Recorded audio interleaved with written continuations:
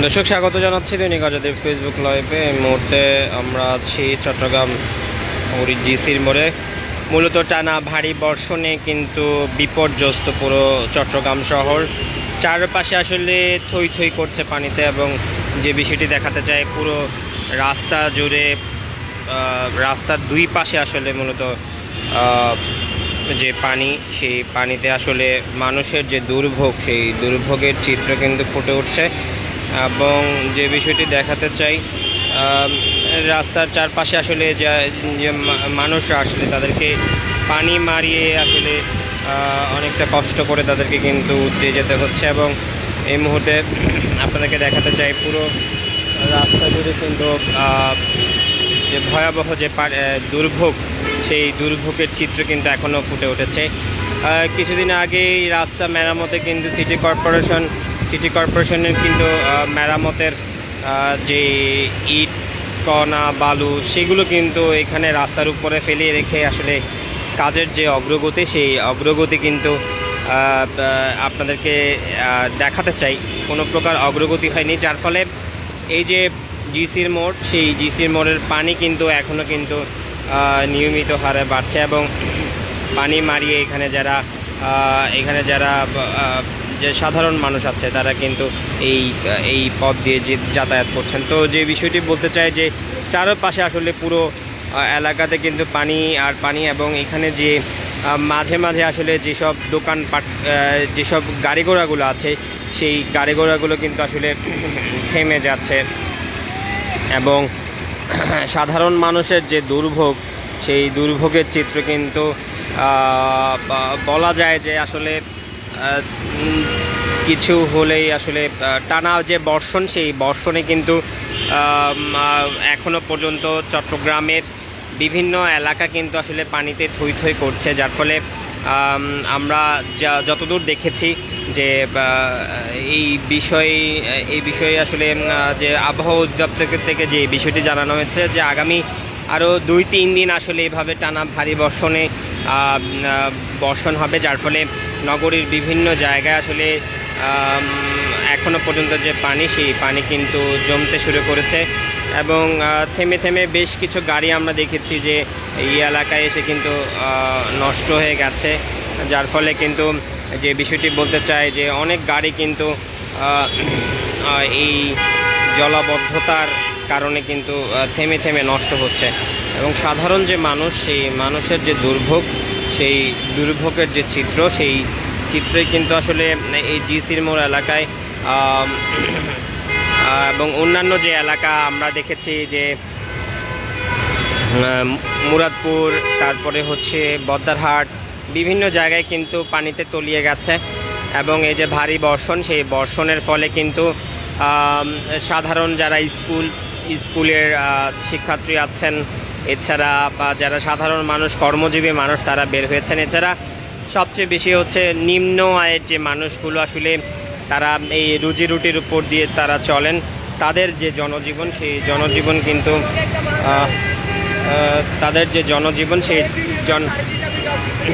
জনজীবন কিন্তু আসলে বিপর্যস্ত হয়ে উঠেছে। এবং যার ফলে কিন্তু সাধারণ মানুষের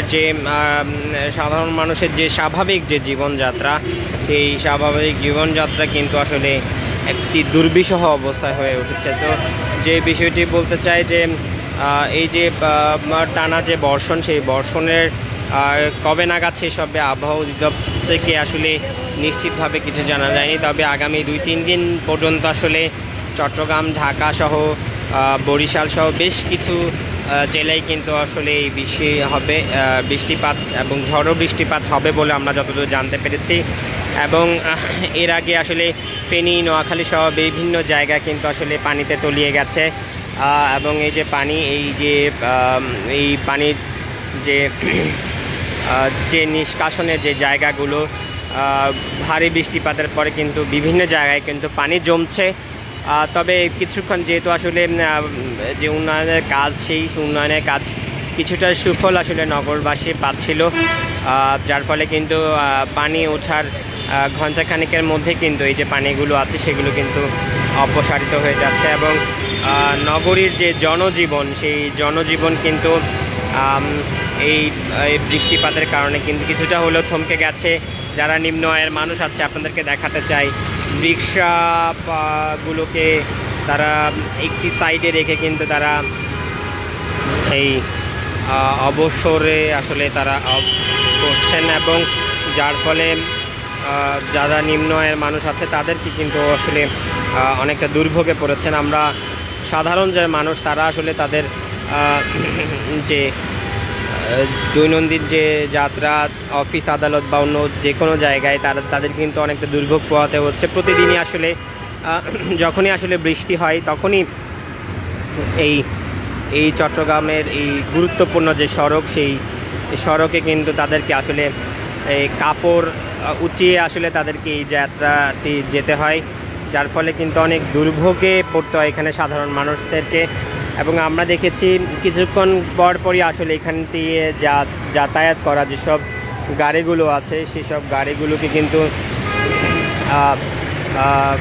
থেমে থেমে নষ্ট হয়ে যাচ্ছে, যার ফলে কিন্তু এক ধরনের দুর্ভোগ আসলে তৈরি হয়েছে। তো যে বিষয়টি বলতে চাই যে এখনও পর্যন্ত যারা স্কুল কলেজের শিক্ষার্থীরা আছেন তাদেরকে আসলে এই যে নোংরা পাড়ি মারিয়ে আসলে তাদেরকে যেতে হচ্ছে। অন্যদিকে উন্নয়ন যে প্রকল্প, সেই প্রকল্পের ড্রেনেজ সিস্টেম ঠিক করার জন্য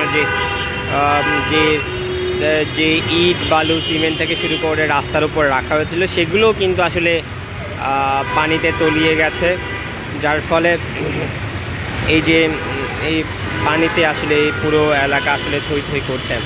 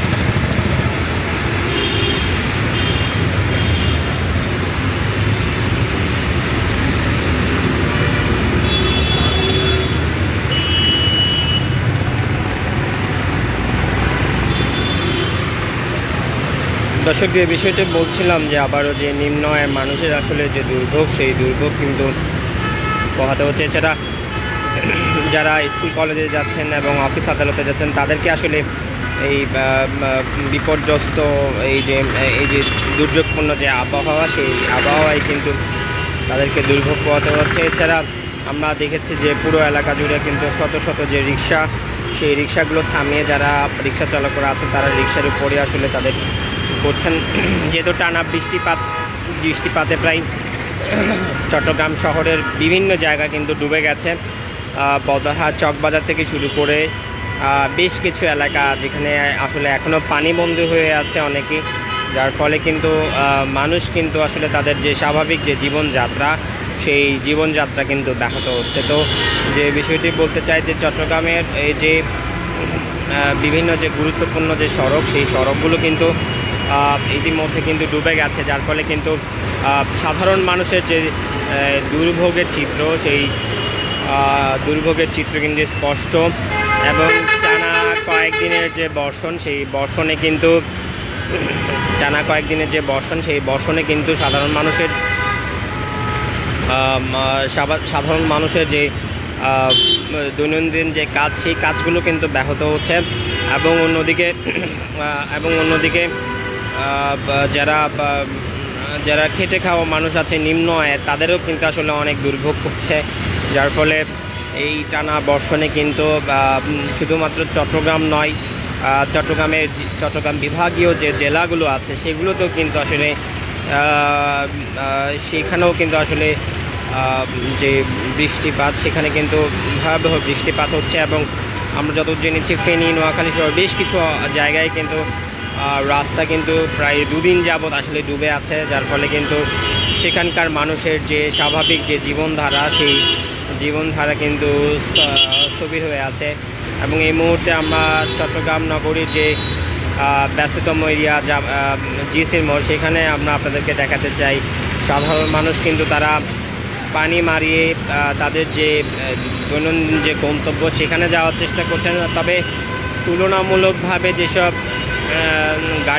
গাড়ি আছে তুলনামূলকভাবে কিছুটা কম, সেক্ষেত্রে রিক্সা এবং হচ্ছে মোটরসাইকেল, তাদের যে সেসব যানবাহন কিন্তু অনেক কমে গেছে রাস্তায়। এবং বলাই যায় যে আসলে বৃষ্টি হলে এসব নিম্ন আয়ের এবং যেসব গাড়িগুলো আছে তাদের কিন্তু আসলে চলাচলে অনেকটা অসুবিধা হয়, যার ফলে কিন্তু এই যে বৃষ্টির যে টানা বৃষ্টিপাত, সেই বৃষ্টিপাতের কিন্তু দুর্ভোগের সৃষ্টি হয়েছে। আমরা যত জেনেছি, আবহাওয়া অধিদপ্তর আমাদেরকে যতদূর জানিয়েছে যে সমুদ্র বন্দরগুলোতে এই মুহূর্তে 3 নম্বর সতর্কতা সংকেত চলছে। এবং চট্টগ্রামের পার্শ্ববর্তী যে এলাকা, আবহাওয়া অধিদপ্তর যে বিষয়টি জানিয়েছে, ঝড়ো বৃষ্টি থেকে আরও যে আছে সেগুলো কিন্তু বাড়বে, যার ফলে কিন্তু দুর্ভোগের আরও 2-1 দিন আসলে বৃষ্টিপাত হবে চট্টগ্রাম সহ বিভিন্ন জায়গায়। এবং তারা কিন্তু এই বিষয়টি আমাদেরকে জানিয়েছেন। তো এখন পর্যন্ত যেটি বলতে চাই, দুর্ভোগের চিত্র কিন্তু এখনও পর্যন্ত স্পষ্ট। এবং সাধারণ মানুষের যে জনজীবনের যে দুর্ভোগ, সেই বৃষ্টিপাতের ফলে কিন্তু তা মারিয়ে কিন্তু তাদেরকে নির্দিষ্ট যে গন্তব্য, সেই গন্তব্যে তাদেরকে যেতে হচ্ছে।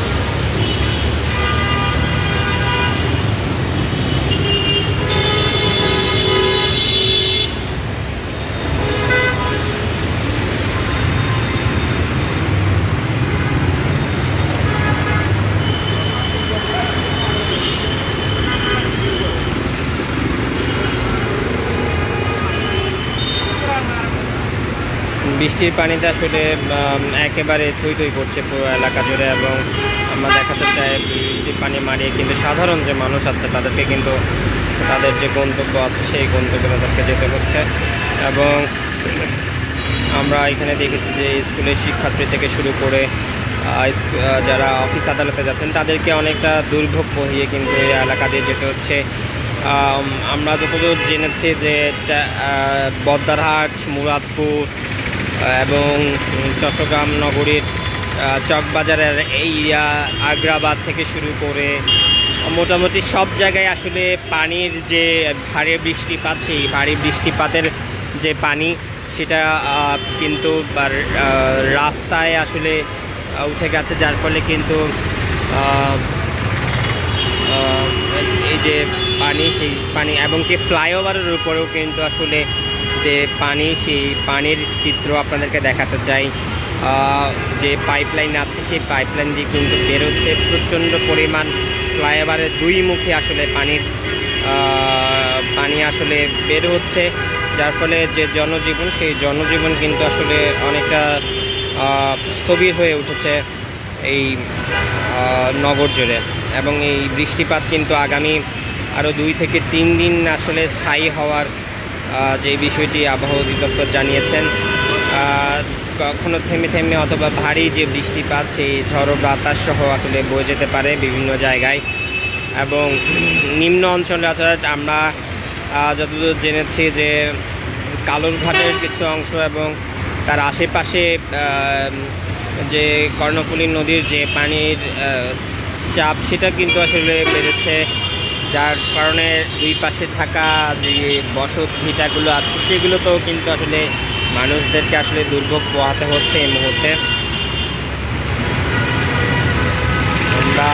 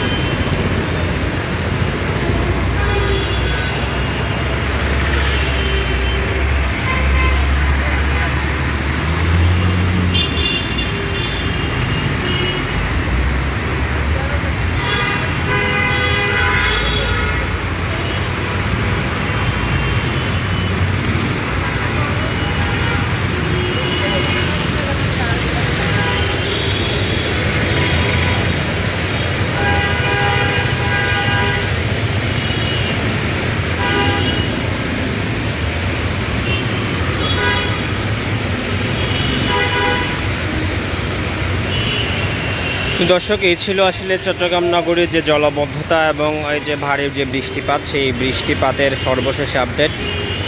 পরবর্তীতে আমরা আসলে আজকের যে ভারী বৃষ্টিপাতের সাধারণ মানুষের যে দুর্ভোগ, সেই চিত্র আমরা আবারও তুলে ধরব। সেই পর্যন্ত সবাই দৈনিক আজাদীর সাথে থাকুন, নিরাপদে থাকুন।